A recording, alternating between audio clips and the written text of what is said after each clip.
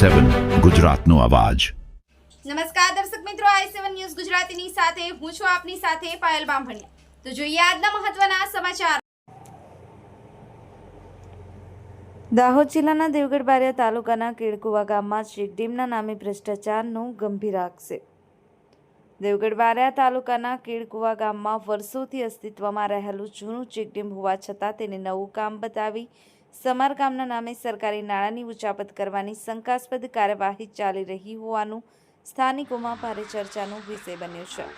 સ્થાનિક સૂત્રો તથા જાગૃત નાગરિકોના જણાવ્યા મુજબ ચેકડેમ પહેલેથી જ કાર્યરત હોવા છતાં તેની માત્ર સામાન્ય મરામતની સંપૂર્ણ નવું કામ દર્શાવી લાખો રૂપિયાના બિલ બનાવવાની તૈયારી ચાલી રહી છે।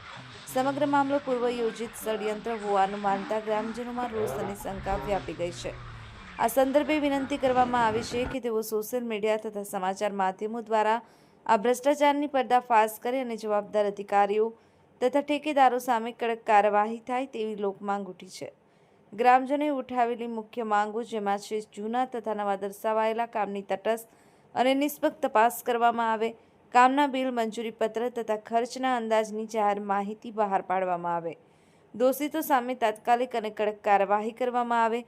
જો આ મામલે સમયસર તપાસ હાથ ધરવામાં નહીં આવે તો આવનારા દિવસોમાં ગ્રામજનો દ્વારા ઉગ્ર વિરોધ પ્રદર્શન અને રજૂઆતો થવાની શક્યતા પણ વ્યક્ત કરવામાં આવી રહી છે। Mohanbhai Vankar, i7 news Gujarati, Devgadh Bariya.